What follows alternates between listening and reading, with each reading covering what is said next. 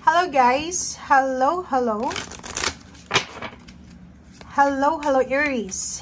Aries, alamin natin kung anong messages, vibration, gabay, energy, first week ng January 2024. First week din ng 2024. Okay. Unang linggo ng 2024, Aries. Ano bang blessings na pwedeng matanggap natin? Okay, Aries. 3 cards. Okay, Aries. A blessing on a battle that cannot be avoided. 29. A blessing on a new venture. A blessing for good men and fathers. Number 13. 4. Ooh. Okay, eto muna. Eto guys, comment down below, Aries. May mga may mga inner battles ka sa buhay mo. Ano lang, paki-comment sa comment section. If ever ikaw to, or membro ng pamilya mo. Kasi 29 siya eh, 11. Ang dami-dami mong gustong i-manifest sa buhay mo. Diba? Ang dami-dami mong gustong mangyari. Yung hopes and dreams mo walang problema. Kaso lang may inner battles ka na kailangan na labanan. So, nahirapan ako na sabihin. Pero, if ever lang naman, if may kapamilya ka na may bisyo, na kailangan niya ng suporta, yung parang yung bisyo niya is nahihirapan siyang alisin. Parang ganon. Or pwedeng relationship to, bawal na relationship. Okay? So, pwedeng inner battles yun eh. Or pwedeng yung mga negative thoughts. Yun nga, mga unhealthy habits, guys. Unhealthy habits, sobra-sobra. Moderation ang kailangan. So, dito sa barahang to, sinasabi na this first week ng January, ang isa sa blessings na matatanggap mo is yung posibleng magkaroon ka ng solusyon dito sa mga inner battles na meron ka. Yung mga ikaw lang nakakaalam na problema mo sa buhay, yung mga dahilan kung bakit ka na-stress, nade-depress, or kung ano pa man. Okay? Number 2, it's a balance card. A blessing on a new venture. So, nakikita natin dito guys na may prospect ka. May bago kang prospect na trabaho. Bagong prospect na career, bagong prospect na lugar, company, or kung ano man itong new venture, new horizon na gusto mong puntahan. Or gawin, or simulan. So, nakikita natin dito na isa yun sa posibleng blessings is yung thoughts, new ideas, new thoughts, or new blessing, or new information na pwedeng magbibigay sa'yo ng interest kung ano na yung next na hakbang ang gagawin mo, Aries. And, number 13, 4. A blessing for good men and fathers. So, pwedeng, kung ano man tong pinagdadaanan mo, or kung ano man tong mga confusion sa buhay mo siguro from last year, or yung mga bagay-bagay na hindi mo masyado siyang ma-avoid, or wala kang energy para i-avoid to, wala kang right, or ano yun, yung mga hindi mo makontrol na situation.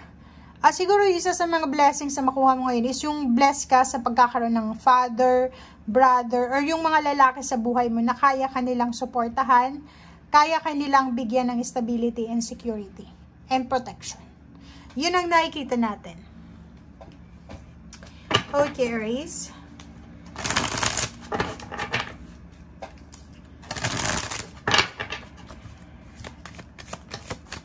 Okay. Blessing. Wow. Victory, success, abundance, prosperity.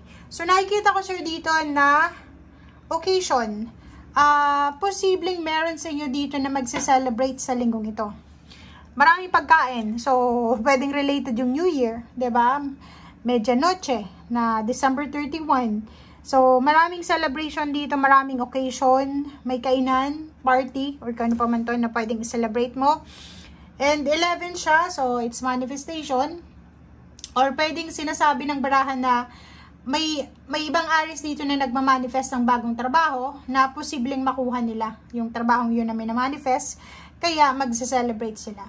Makinig ka sa intuition mo kasi ang nakikita natin dito, may mga parang lalo na sa panaginip, may mga spiritual guidance ka na makukuha from dreams, may mga signal from spiritual helpers, from ating Panginoon, sa universe, na pwedeng ipadala sa'yo through panaginip, or dito sa occasion na to. Like for example, may dadaluhan ka, and then bigla mong marirealize na, para sa akin yung message na yun parang ganun. So, be attentive, be aware sa mga mensahe na pwedeng gusto may parating sa atin ng mga helpers natin.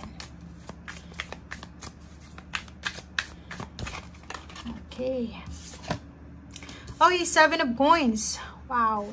So, this week ay naghihintay ka ng pera. Pwedeng may hinihintay ka, pwedeng bayad sa utang, or pwedeng salary, advance salary, advance gift, or late gifts, or ano man tong hinihintay mo. So, nakikita natin dito na waiting ka, waiting.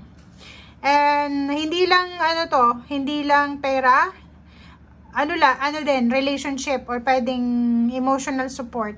So nakikita ko siya dito, it's either pera to from your relatives, or from your friends, from your loved ones. So naghihintay ka siguro ng regalo, or naghihintay ka siguro ng tulong emotional, or pwedeng financial. Okay, so the sun. So, yun, etong the sun, tsaka etong cornucopia, pareho lang naman sila na posibleng, siya yung pinakamasaya na lahat, sa lahat ng tarot, Sa lahat ng tarot card, siya yung pinakamasaya na baraha. So, ibig sabihin nga, this week, parang sisimulan mo yung taon ng 2024 na masaya ka. Sisimulan mo na positive yung energy mo. It's your sign yan fire sign, Leo, Aries, Sagittarius, parang ganun. Pero since you're Aries, dito sinasabi ng baraha sa'yo na maganda yung pakaramdam mo Maganda, positive, fertility, achievements, parang ganun. And nakikita natin dito yung abundance, yung happiness, yun, may tungkol sa kasal, tungkol sa soulmate, masaya yung relationship, masaya yung family, pwedeng may travel abroad, may travel around Philippines, and may bagong baby, maraming bagong ideas, and may tulong na posibleng makuha for health and healing. Okay? So, yun ang nakikita natin dito. And 8 of Cups. 8 of Cups, guys, nakikita natin dito yung relocation. Pwedeng yung iba sa inyo dyan is makakapag-isip na mag-relocate, or pwedeng lumipat ng bahay, or pwedeng yung iba sa inyo dyan ay lilipat ng pinagtatrabuhan. So, if ever man ikaw ay may plano kang mag-relocate, so, ang first week na to is una yung parang ideas. Gusto mong umalis, gusto mong magpakalayo-layo, or posibleng gusto mong baguhin yung lifestyle mo, gusto mong baguhin kung ano yung parang i-abandonan mo kung ano yung mga nangyari sa 2023. Parang sinasabi sa dito ng barahang to na mag-walk away ka na, i-let go mo na yung mga hindi naging maganda from 2023, kasi may dasan dito may new beginnings, may travel, or pwedeng meron ditong emotional fulfillment, or yung mga iba sa inyo dyan na magiging sobrang saya dahil sa nangyari sa inyo sa ngayong linggong ito, or yung nga may mga realization kayo bago matapos yung taon. So parang sinasabi ng baraha sa'yo dito na moving on ka na, moving away, di ba? Letting go. Tama ba yung moving away? Okay, so mag-escape ka na sa mga disappointments mo, sa stagnation, kung ano man to na hindi mo nagustuhan sa year 2023, tatanggapin mo siya ng buong buo. Okay? 10 of coins. Woo! So, yun. Itong 10 of coins na to is para siyang, yun yung dahilan kung bakit ka magiging masaya. So, ikaw yung parang ikaw yung isa sa mga fire sign na parang magsisimula ngayon na positive. Diba? May mga disappointments, may mga hindi naging maganda sa 2023, pero etong taon mo, etong year na to, eto yung taon mo, parang bibigyan ka ng pagkakataon ng universe na parang ma-renew kung ano yung nawala sa'yo. balikan or ibalik kung ano yung nawala sa'yo. Or parang like pera. Maraming nawala sa'yo sigurong pera, wealth, financial security, good family life, kung ano man to, large sum ng money, malaking halagang pera, or kung ano man siya, family business, family of your own, ano man tong nawala sa'yo, posibleng ibalik yan sa'yo ng universe. Okay? So, sinasabi ng brasser dito na siguro naghihintay ka ng malaking halagang pera this week. So, pwedeng dumating siya. Pwedeng yun yung dahilan kung bakit ka mag-relocate. Kasi pwedeng, ang hinihintay mo is offer ng job. Pwedeng may mag-offer sa'yo, mataas yung sweldo. Pero, kailangan mong umalis. Kailangan mong ma-relocate sa malayong lugar. Okay? So, thank you guys and see you again. Bye!